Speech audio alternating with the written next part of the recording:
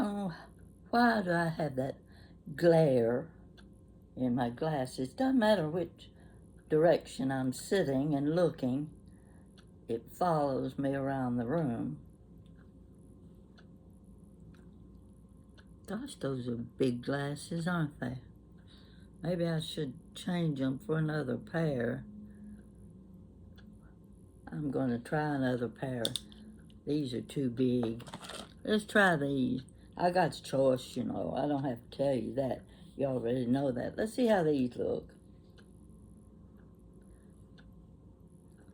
Well, I can't say they're better, but we'll try another pair. See what? No, that's not the ones I want. These are the ones. Let's see how these look. I believe these are the best ones, don't you? They got a couple of, see, these little rounds don't come out, and they don't send you extra rhinestones that you can glue in. So I just think, well, maybe they won't notice. If I don't tell them that's a missing rhinestone right there, maybe you won't notice. Yeah. I don't know, strange thing.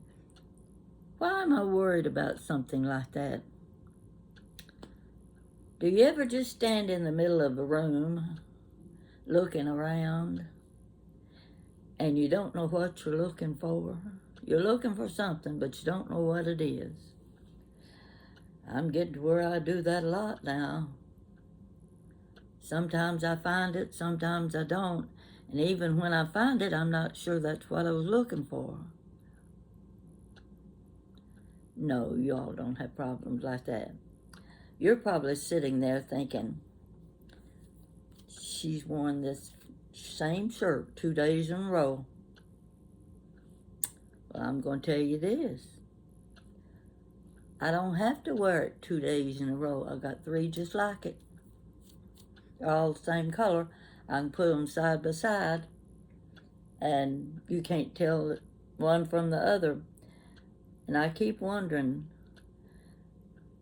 didn't I already know that I had a shirt that color when I bought the next one and the next one? Well, better than that, I've got 5 turquoise pullover shirts. 5 of them. Can't tell one from the other. But I like turquoise. It looks good on me. But in this case, I just happen to have the right necklace for this shirt, so I'll wear it one more time. See these beads? Aren't they gorgeous? These are glass beads. And I didn't make them now. I didn't make the necklace. But I did make the earrings. And for some reason, seems like anything I put on, these earrings match. So I've been wearing them a lot lately. And I like them. I like the little glass bead on the bottom. See, it's green. It's kind of like these, only this is kind of a glassy looking one. So now that you've seen my my makeup to do, my glasses, my earrings, and my necklace, and my worn twice shirt, we could talk about my hair, but I'm not sure I want to get into that deep a subject. It's kind of like back in the olden days. Now, for me, I can say that. Most of you can't say anything about the olden days because you haven't reached it yet. But I have. And back in the olden days, I teased my hair. Oh, golly Moses, how much teasing it took. I had a big head full of hair then.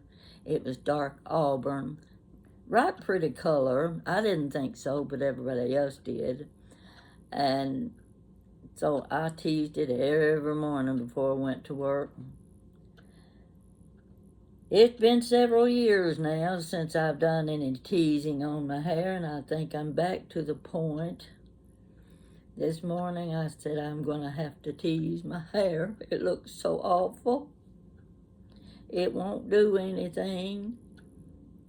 It needs a perm, and I don't like perms, but that's the only way I can keep my hair set. But I don't know why I'm worrying about it. I'm not going anywhere. Nobody's paying any attention to my hairstyle. They're sitting in the beauty shop getting theirs done, while I'm sitting here wishing I had mine done. So, we'll just forget about my hair. You don't pay any attention to it. And don't pay any attention to the missing rhinestone in my glasses. As long as my necklace matches my shirt, it doesn't matter if I've worn this shirt 2 days or 3 days. Don't smell anything. You think I'm losing it? No, I'm just getting it. I'm just now getting there. And the first thing I thought of when I sat down here and I turned on my iPad, I said, don't rock. Don't rock back and forth. There's nothing behind me, so it's so easy when I'm talking to you to just move back and forth, you know.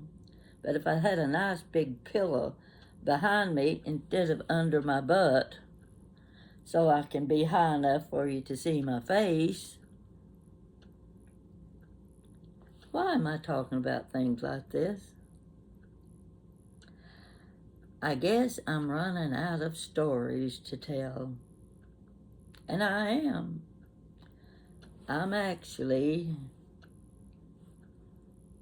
well, you know, I think this is about my 484th story I put on YouTube. I'm not old enough to remember more stories than that. Am I? I've got to start making up some stories, I guess. Or I could review the movies I watch on TV. You know I'm a movie buff, an old movie buff. I don't care about the new movies. They don't tell me anything. Excuse me. I like the old movies. Oh my gosh. And last night, I just happened upon Turner Classic Movie, and guess what was on? Night of the Hunter. Robert Mitchum. I don't care how many movies he's been in. That's the best one. I bet I've seen that movie 6 times. And Lillian Gish was adorable. Most of you don't have a clue who Lillian Gish was. You don't know who Ruth Gordon was. You don't know who Mary Martin was. But I do. So I can tell you about them. They were excellent movie stars. They were all beautiful women. But I watched Lillian Gish. This was in her older years because she was playing more like a grandmother role. She was so pretty and so good in that movie. Night of the Hunter, Robert Mitchum. If you haven't seen it, look it up. Look it up. I'm sure you can find it on YouTube. I think just by my mentioning it now, the YouTubers will catch on to what I say. I think they do catch on to what I say. Because when I put my stories on YouTube, I try to be select. I don't want to be a copycat and do what everybody else does. But I thought, oh, I've got these wonderful pictures. You know, I have a lot of photographs, and I just put one on of my table settings. If you haven't seen it, be sure and watch it in case you're having company come, or your girlfriends are coming for tea, you can get some ideas from some of my table settings. But in this case, I got to thinking. Jan mentioned something the other day about Greenbrier Hotel in West Virginia. And I thought, oh my gosh, she's thinking we can go. We've been there together a few years ago, and it's been a while. And I thought, oh, I'd love to go back to the Greenbrier.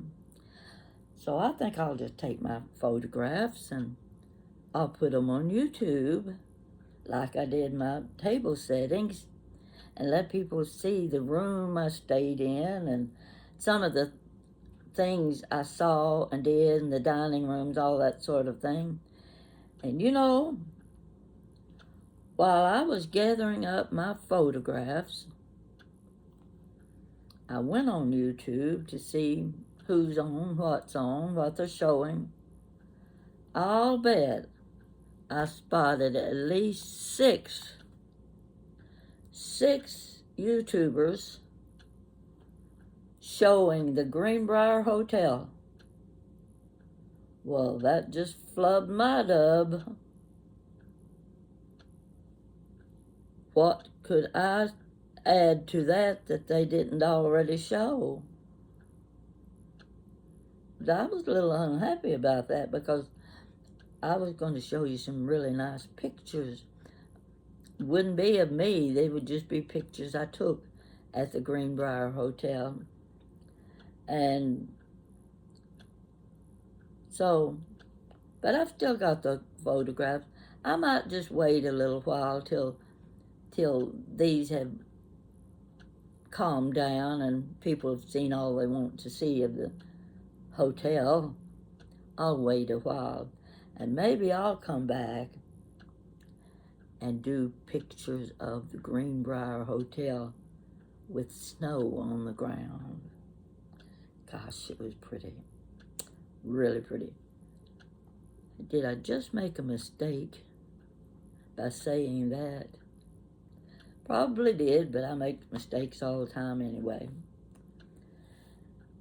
Trying to think of a good story to tell you. Now, the one I came up with was, it's been a long time since I've been on an airplane. I remember growing up in high school dreaming, thinking, gosh, I'll probably go my whole life and I'll never get to fly on an airplane. Well, I was wrong about that. I took my first flight in about, what year was it? It was about 1972. Ooh, that's a long time ago. My first flight. Co-worker had moved from Lexington to Atlanta, Georgia. She hadn't been there too long, just a few months, and she invited me down for a weekend visit.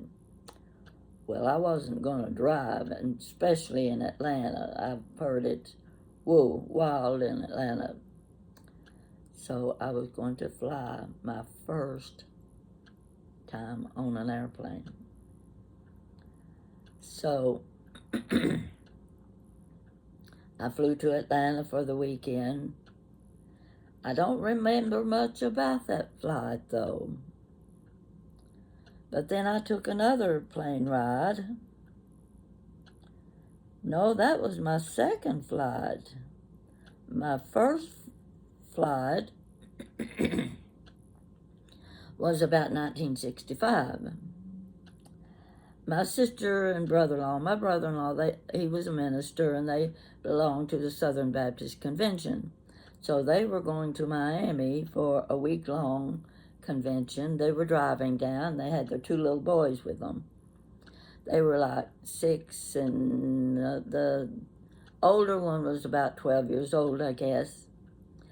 And he was older than that, I'm not sure. Anyway, he was getting that awkward adolescent age.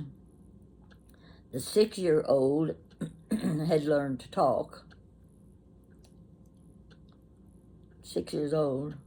Well, what I mean is, when he talked nonstop. You couldn't find a place for a break in what he said. And the whole time he talked, he wiggled his legs. You know how little boys wiggle their legs back and forth? Okay, I was invited to go down with them. My kids were with their dad that week. So we make it from Lexington to Miami in 4 days. 4 days now. That was a period, and some of you might be old enough to remember when they had a drought. And I do mean a drought. I got to see the oranges and the grapefruits scattered all over the ground of those plantations or whatever, the farms. They couldn't get workers to pick the fruit. It just laid on the ground. I'd never seen oranges and grapefruit growing on trees anyway, or lemons. There they were, just scattered all over the ground. They couldn't find anybody to pick the fruit. So it just went to waste. That's about the only good thing I call it good, the only thing I can remember eventful on that trip, because this little nephew of mine was about 6 years old. Like I said, he was a pretty active little boy, you know, this kind. So his mother and I sat in the back seat of the car, and he was between us, and his older brother was on the front seat with his dad driving. Folks, you never had a trip like that. 4 days of the legs swinging and the tongue rattling nonstop, with questions. When we're going to get to the beach? When we're going to see the ocean? When we're going to see the ocean? When we're going to see the beach? That was my week's vacation to Florida. So we got to Miami, and while my sister and brother-in-law were going to these meetings and luncheons and what goes on at Baptist conventions, and I was keeping an eye on the 2 boys at the hotel. I walked out on the beach. There was so much debris, so many broken shells on that beach, you could not walk without wearing shoes. I was so disappointed. My first time to Florida, and I couldn't even walk in the sand. And of course I couldn't let the boys loose on the beach. So I would sit by the pool. I don't swim. And I would sit by the pool and keep an eye on the boys. We got about halfway through the week, and it was starting to get to me. I was not having much fun. I decided it's time for me to go home. So I'll fly. Why not? So what if I've never been on a plane before? I'm flying home from Miami. So, okay, we go to the airport, and in those days you could go inside the big building, and they had those all glass windows where the people could watch through the windows as the plane landed and took off. And you can't do that anymore. They won't allow you past a gate. You can't get past that. But back then, you could stand at the window and watch the planes land. My sister's walking along there. We're looking out the window, one plane after another. And she's looking at the plane that I'm going to be getting on. She walked up to me and she said, Pat, one wing of that plane is as long as a city block.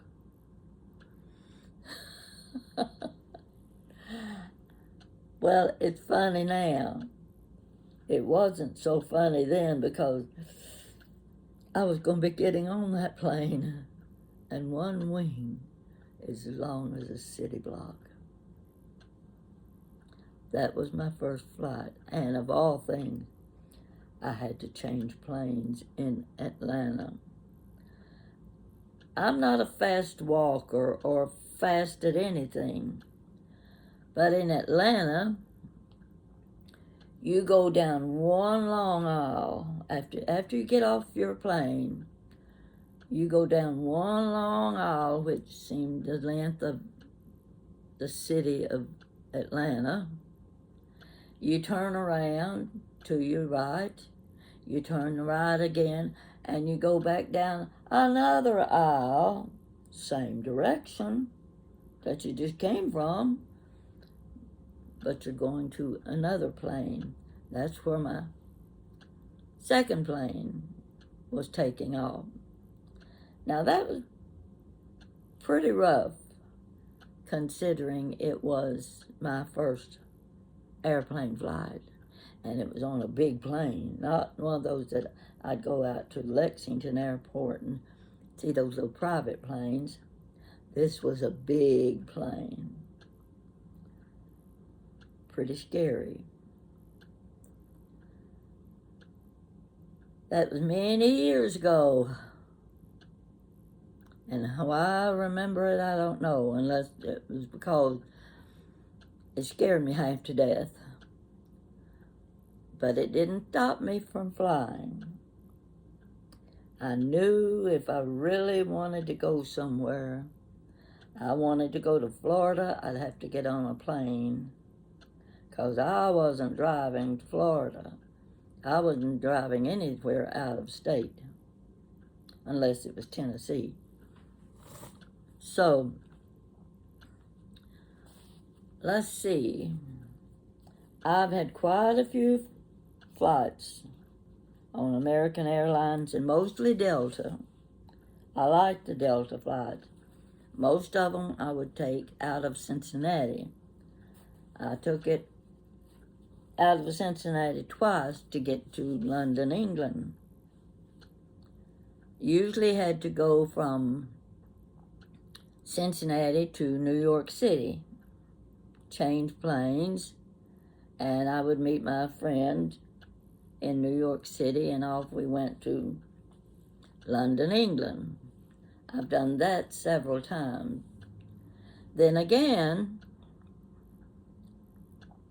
now this is for those of you who've never flown, and you've got to understand that I was a small town girl.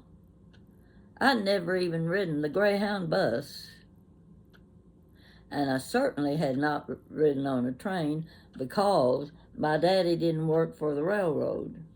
Where I was from, every kid whose daddy worked for the railroad got to ride the train to Cincinnati and to Louisville. They were always going somewhere.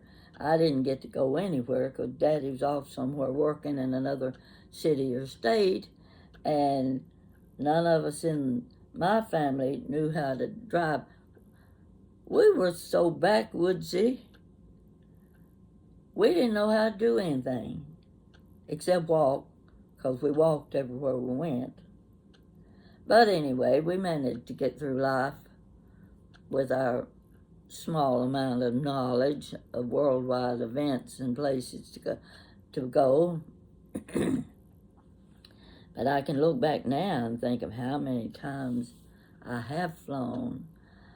The biggest plane I was on was from Lexington to Las Vegas. I went to Las Vegas one time. That was 1977. And I stayed in the Aladdin Hotel. The Aladdin Hotel was 2 months old. Just finished building it 2 months before I went and I was there for 5 days. Now, there's several things I could tell about that trip, and I may tell them later on because I'll be needing material to take up time. But I think there was a group of us from work. I don't remember how many were going to this meeting, but my coworker and I, we had roomed together. Now, I have to tell you this. We were staying at the new Aladdin Hotel, and I was the one doing all of the reservations and everything, the planning, the luncheons and the dinners and the teas, and registering all of the members. These were senators and representatives from all 50 states. So the reservations were being made through me with the hotel. So each time I would call and make a new reservation, finally, the young lady working with me, she said, "Miss O'Neill, you've got enough reservations now that you get one free suite." A suite. You know what a suite is. It's not a room with one bed and a closet in Las Vegas. A suite has a row of windows covered with sheer curtains, silk curtains, velvet curtains, hot pink, all hot pink. Whoa, I'd never seen anything like that before. And she said, "You get one free room. Whose name do you want to put it in?" I thought, oh my gosh, this sounds fantastic. I ran over to my coworker and I said, "We get a free suite. Whose name should I put it in? Would I put it in the director's name of the committee or my boss or who?" She said, "Put it in your own name." Rushed back to the phone. I said, "Put it in my name." Folks, that's something I never thought I would experience either. We walked into that hotel room, this huge room with a king-size bed, and in those days, not many people owned a king-size bed. I'd never even seen one. It had gold filigree headboard. It had a huge closet with mirrors on the door. The TV was in a great big cabinet. There was table and chairs for breakfast. There was little white leather chairs. And you could step out of our suite onto a balcony. It wasn't just a balcony. We were on the second floor. It was a rooftop. And guess who was playing tennis on that rooftop when we opened the door and walked out? You ever remember the name Arthur Ashe?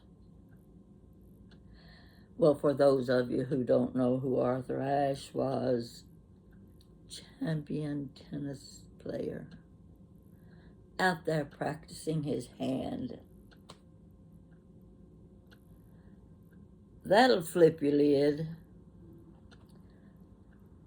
My boss came knocking on the door. He stepped inside. He looked from wall to the windows, that huge bed, and he said, "I've got a room with a bed and a TV.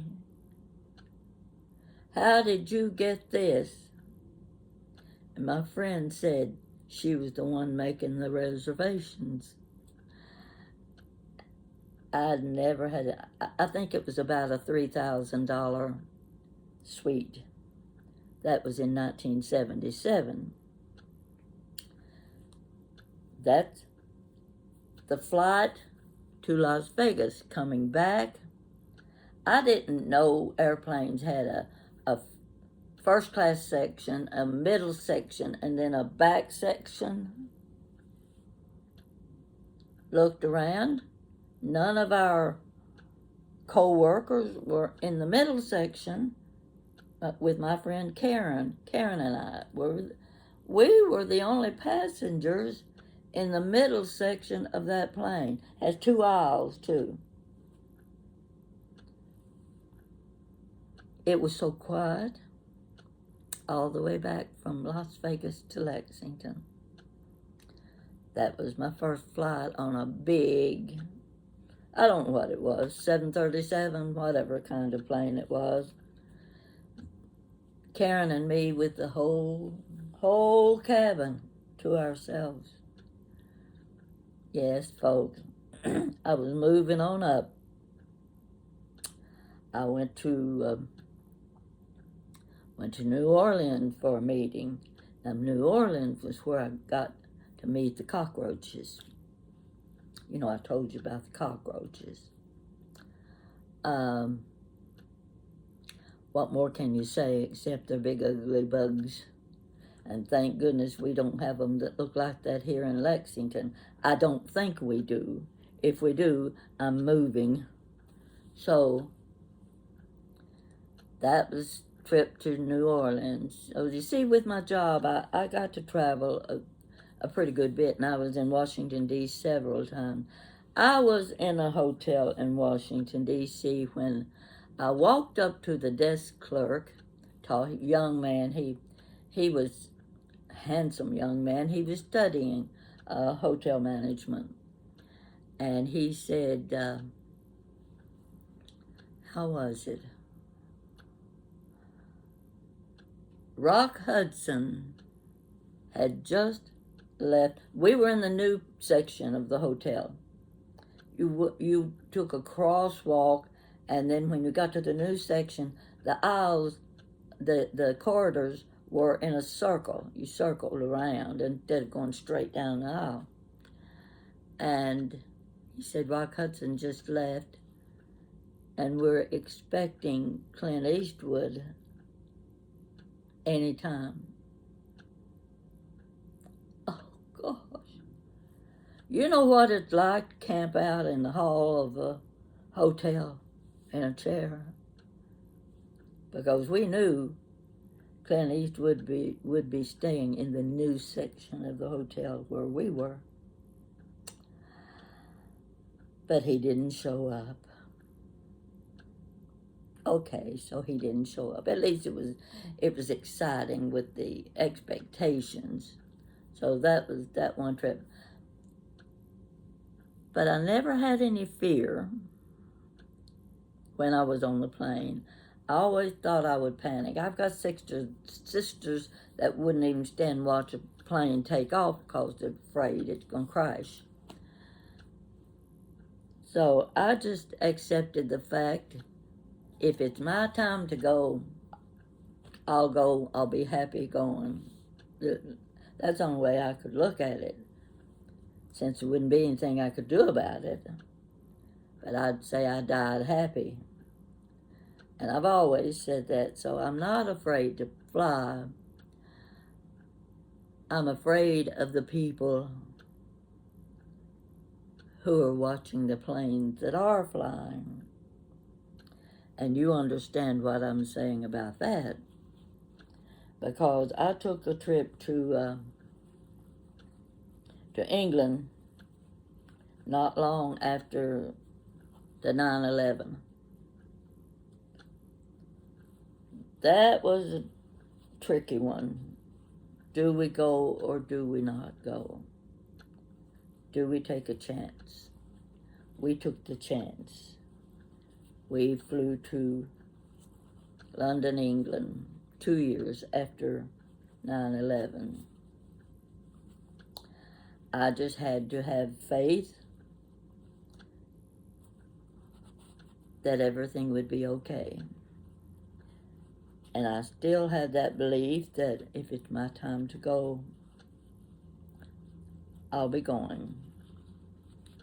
And I'm not going to think about it, not going to worry about it. I'm planning a trip to have a good time. That's my expectation. So, I only flew once in the wintertime. Snow, oh gosh, it was so cold. And I had gone to New York. When I got to the airport that night, my flight was leaving at 8 o'clock at night. Oh, how cold it was. Ice was on the wings of the plane. I got to the airport and I was just lucky to get on my flight because people were waiting in line. They'd been backed up and backed up and backed up trying to get a flight out of New York. And I got on my plane. And this was the first and only time I experienced turbulence. We've seen those movies. Oh, how that turbulence, how that plane dropped. I had my motion sickness medicine, though. Thank goodness it was working. And I was practically holding my breath to make sure it worked. The turbulence was so bad that plane was going boom. Oh. Got to Lexington.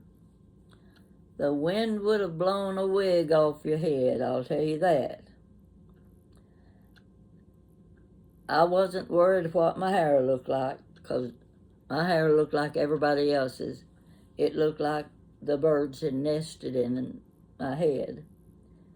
One lady, I went up to the desk, I don't remember what for, to get my luggage, I think it was. And poor lady was standing there, and she was so disturbed. She had lost her false teeth in the toilet on the plane. I can't imagine how that would feel, how bad it would be to lose your teeth on an airplane. That's the only thing I remember about that flight, except the drop and the drop and the drop. But I didn't really have a lot of fear of, are we going to make it? Somehow, it never occurred to me that we might not make it. So if you like to fly, don't be afraid. Enjoy it. Make the most of it. You'd be surprised at some of the passengers that you meet on a plane. If you're on a flight for 3 hours sitting next to a person, you're going to get to know them. And on one flight to Florida, the young man sitting next to me happened to know my grandson who lived in Florida. They were both school teachers. They were both coaches. And their communication with each other was through their basketball and baseball teams at school. Who would have thought I would be sitting next to someone that knew my grandson? Another thing is, now I think this is kind of exciting. You've heard us talk about my granddaughter, Jessica. Jessica did a few commercials, and she still does, but she did one for Delta Airlines. I've seen that commercial on television where she's pulling her luggage through the airport. Also, if you reach in the pocket in front of you on the plane, there's a Delta magazine. And you flip through, and my granddaughter's picture advertising Delta is in the middle of that magazine. she got so many calls from friends who had flown Delta and said, "Oh my goodness, Jessica's pictures in the Delta magazine on the Delta airline." Yes. So they may still have that magazine. I'd say since then they've come up with a new one. But she was a pretty model. Still is a gorgeous girl. So that's my story for today. And I do have another airplane story, but it is a story in itself. I don't want to attach it to the end of this one because it needs its own attention. And when I'm running low, I'll tell you about my flight to New York City that time. That was way back about 1987. So I've been flying since 1965, and I got to thinking, I haven't been on a plane in the last 5 years. That's a long time. So, gonna have to come up with a place to go. Any of you got an extra bedroom? You got a beach out in front of your house? And transportation? I'm available. Oh my gosh. Jan will have a fit when she sees I said that. But I've never been to California either. So everybody in my family's been to California. My one trip to Las Vegas suited me just fine. Don't need to go to Las Vegas because I don't have money to spend on gambling. But I did go to the, the Tombstone Junction or something, western place where they have shows. And we got there ready to buy our tickets. And the lady said, "Sorry, we're closing down. You can't come in." "Why not?" "Flash floods on the way." Flash flood? Yes, and the big tractor-trailer trucks have already turned around, headed back another direction. You need to take another direction getting out of here. Whoa. We didn't know what to expect. What do you expect with a flash flood around Las Vegas? You know, you don't have a lot of trees. You got cactus everywhere and big rocks, huge rocks. What were we going to do? We decided to go back the way we came. Well, it just happened to be my friend Karen. Her parents lived in Idaho, and they came down while we were at our meeting because, you know, Idaho is a long way from Lexington. So they could drive down to Las Vegas and stay in the hotel where we were. And we would do a little driving around, hopefully to see Wayne Newton's estate, which we didn't see. We didn't see Wayne Newton either. And I remember my boss went to see Mel Torme and Lena Horne. You all don't know who they are, do you? Oh, you're so young. You don't know. Oh, Lena Horne, wonderful, wonderful singer. She was so good. And Mel Torme, beautiful, beautiful voice. They were appearing together at one of the hotels, so my boss went to see them. I went with one of co-workers from California. He took me down the strip from place to place and took me to dinner at his uncle's restaurant on the strip. Whoa, I had big steak. Yeah, it was nice. So anyway, what was my point about that? I don't know. Just another little part of my trips. So I have no desire to go back to Las Vegas. I have no desire to go back to New Orleans because I can still see those roaches climbing the walls, and I can't handle that. No, no. We didn't think we were going to get back home without roaches in our suitcases that one trip. I said, no, don't want to take a chance on that. So, let's see. I don't remember any real highlights in any of these trips on the planes, but I have traveled, I don't know how many times, I can't count them now, but to think that I graduated from high school, I hadn't even ridden a Greyhound bus, I hadn't ridden a train, there was no hope in the future of ever getting on an airplane.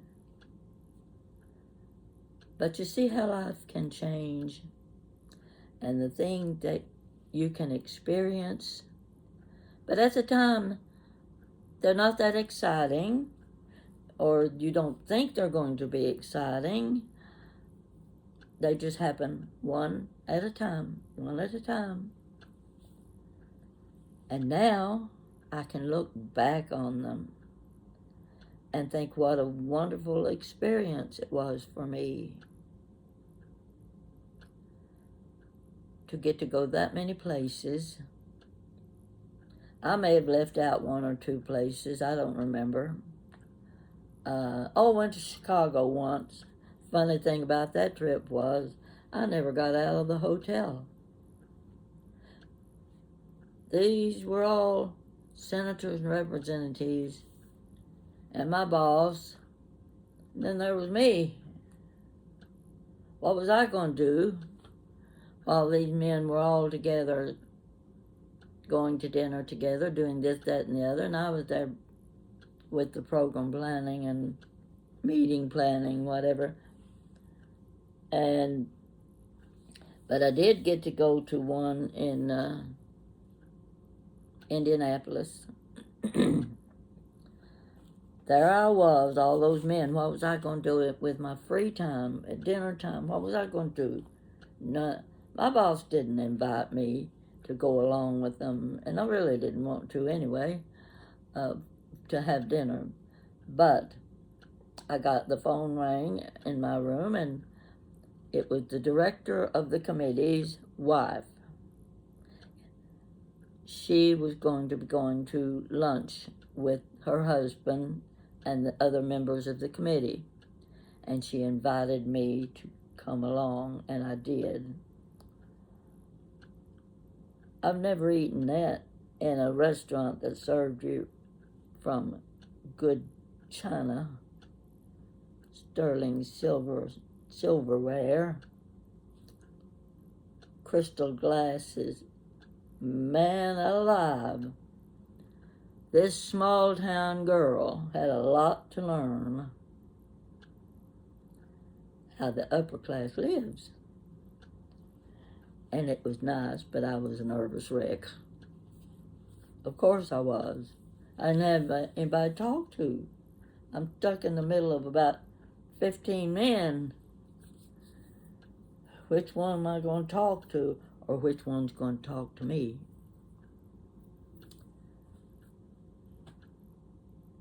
Just tidbit things.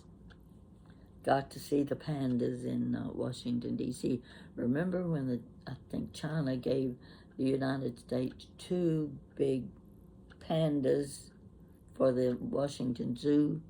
And our hotel was 2 blocks from the zoo.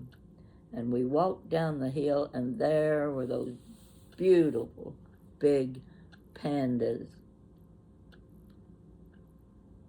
So what? They were the prettiest thing. It was just exciting to stand at that fence and watch those beautiful animals. Not everybody got to see those pandas, but I did. Time to go. Had late breakfast. always have a late breakfast. I don't plan on having any early breakfast because I don't get up early enough for them. But that's it for today, and I get to finish up my picnic lunch stuff. I'll be glad to get rid of that too. Start on something, go out and get me some Kentucky Fried Chicken. It's just right up the street. I hope you've enjoyed this little story. It's reminiscing is all it is. It's just telling you what an 18-year-old girl can go to from being 18 till she's 89. This is just a drop in the bucket of my life history. And I'm sure that most of you have done so many more exciting things than I have. And some of you tell me the things you've done, the people you know, who you've met. And to me, it's so exciting, and I think, oh gosh, if only I could have done something like that. So keep that in mind. I'm envying you for your lifestyle, the things you have experienced. And I hope you are appreciating the little bit of information I'm giving you about my life. I'm giving you the better parts of my life. Don't think everything in my life was good. It was not. But you have to have faith in yourself. You have to want to do better. You want to be better. And you want to enjoy it along the way. Do your best to enjoy the life you have. Make something of it. What I'm doing right now is something I never thought I would do. YouTube has brought me out of that peanut shell. You go through stages of life where everybody goes through a stage in their life where they would like to wipe the slate clean. It's going to happen sooner or later. Everything can't be wonderful. But make the most of what you have. Enjoy what you can. And please, stay with me. Keep me happy. You can keep me happy just by responding with just a little heart or enjoyed your story. And tell your friends. There are other people like us, you know. They're looking for something to make the day a little better. You can show them that you found something that makes your day better, and that's watching Chit Chat with Granny Pat. Okay? I'll talk to you later, and thank you so much for watching me.